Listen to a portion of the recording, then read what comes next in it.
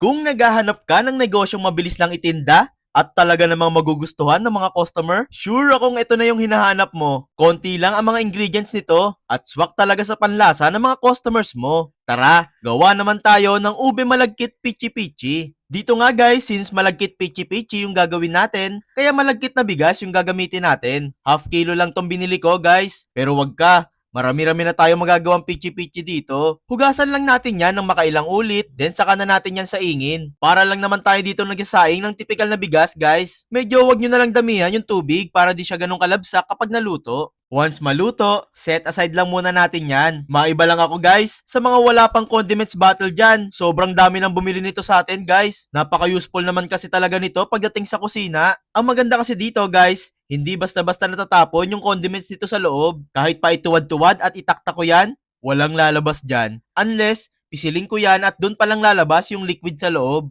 Ang galing, di ba? Gawa na din yan sa quality plastic. Kaya kahit mahulog yan ng mga bata, di na yan mababasag pa. O siya, may link pala ako nilagay dyan sa comment section kung saan ko to nabili. Para pares na tayong may condiments bottle, di ba? Bale guys, pagkaluto nga nitong malagkit na kanin, dito naman is magtutusta lang tayo ng sesame seeds. Ito kasi yung ipagtatoppings natin sa gagawin nating pichi-pichi. Sa low heat lang dapat ang apoy para di yan agad masunog. Then once mag-brown, hanguin na natin yan then set aside. Dito sa kawali na pinagtustahan natin ng sesame seeds, dito na din tayo magluluto ng malagkit. Bale maglalagay lang ako dyan ng isang pack ng 200 ml na gata at 1 cup ng asukal. Adjust nyo na lang yung asukal guys ha. Depende sa gusto nyo maging tamis nito. Mix-mix lang natin ang niluluto hanggang sa matunaw na yung asukal na nilagay natin. Pagkatunaw nga, saka naman tayo maglalagay dito ng half teaspoon lang ng ube food coloring. Mas magiging attractive kasi sa mga customers natin kapag maglalagay tayo ng kulay violet dito guys. Isisingit ko lang palang i-shoutout tong sila Ma'am Maddie Vlog ng Albay, Ma'am Maylin Mayor ng Cagayan Valley, Sir J. Mijares ng Pangasinan, at si Ma'am Teresita Guerrero ng Bicol. Salamat po lagi sa inyo. Bale dito nga guys, hinalo lang natin maigi yung niluluto at pinukuluan saglit. Saka na natin nilagay dito yung malagkit na kanin. Sa mga gusto rin pala magpa-shoutout sa mga videos na ginagawa namin ni Mama araw-araw, pusuan mo lang po itong video na pinapanood mo. And mag-comment ka na din dyan sa ibaba kung taga saan kayo. Malay mo, sa susunod naming upload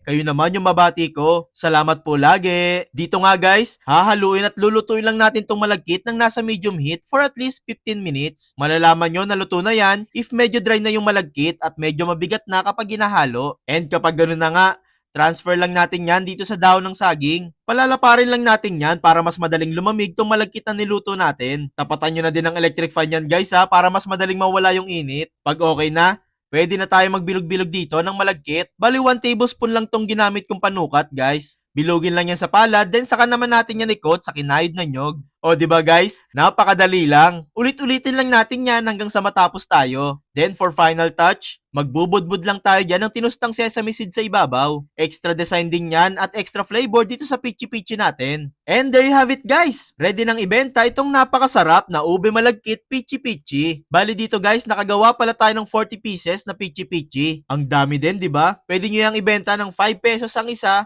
o di kaya naman 3 for 20 pesos. Pero depende pa din yan sa nagastos nyo guys ha. Happy selling!